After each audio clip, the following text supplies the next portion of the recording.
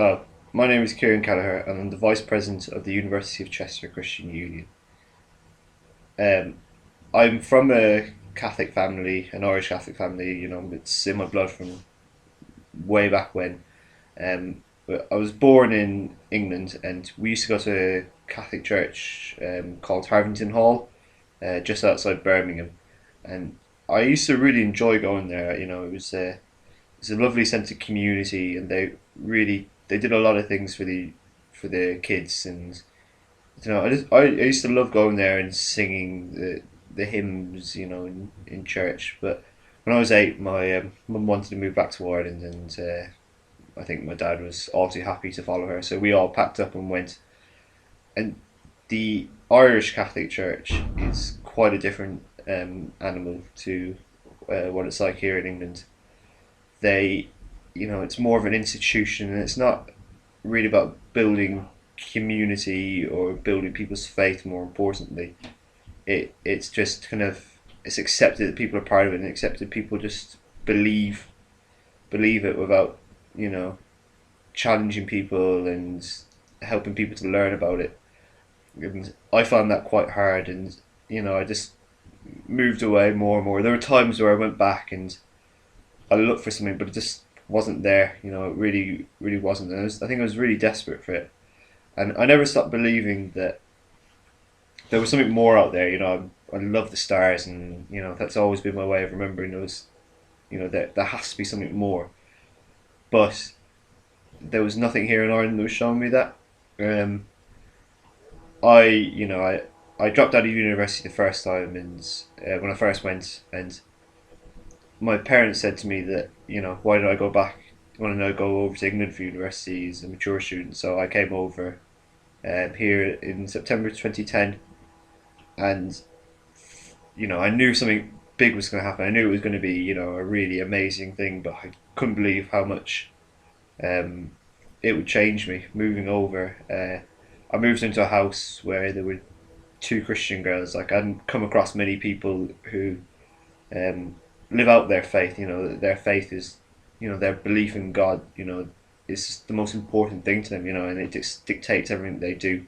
That's probably reserved just for priests in Ireland, and I doubt a lot of them that even is, you know, that is their main thing for them. But I think like just living them, that was a really powerful um, thing for me, just to see that, just to ask them lots of questions, drunk when I was drunk and when I was sober, and they were really warm and loving and kind. And I had another time. I remember my first night out in Freshers, and just talking to one of the people in the Christian Union for about 20 to 25 minutes. And honestly, I don't remember a lot of the conversation, but I just do remember about how patient and kind and welcoming you know the guy was, just talking to me. And that that's something you don't forget. You really don't forget that. And um like living the house, like something happened to me. There was a something happened to me, and it really knocked me over the back of the head, and I just didn't know how to deal with it. And I thought, I saw how the girls were living, and I thought, why don't I pray like they do? And I prayed about it, and everything just became so much easier.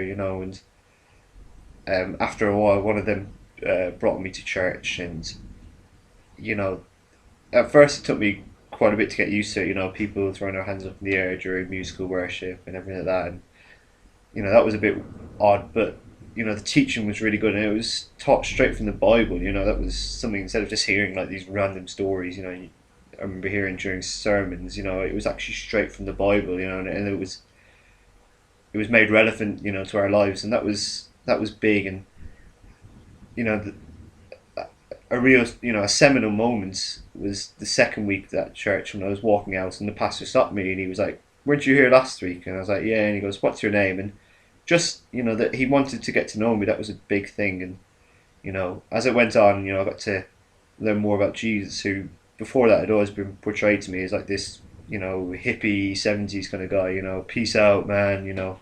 Love is everything. But what, love is everything to the real Jesus. But it's the substance to it. There's something really powerful behind it. And that's that may straight away, and like just seeing how tough he was, you know, to like the Pharisees. You know, he's not just let everything slide. You know, he wouldn't let that kind of hypocritical nature go from those people, and just seeing how he dealt with them. But he was still loving. You know, that's still love. You know, it doesn't have to be just accepting, you know, and just condoning that thing. It was, but that's he was showing them love. You know, and I think, you know, seeing there's real substance behind this. That's kind of what pulled me in.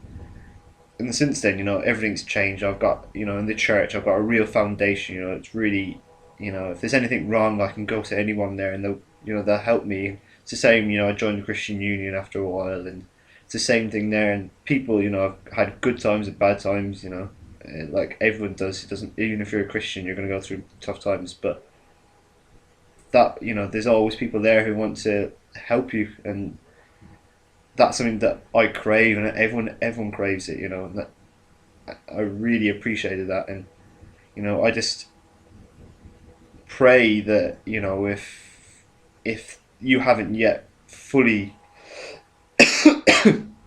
developed that, you know, relationship with Jesus, that pray that you have it, because it's going to change you incredibly, like it has done me, you know. But there you go. That's my testimony. Thank you for listening. If you've gone this far. Hopefully I'll see you soon. Goodbye.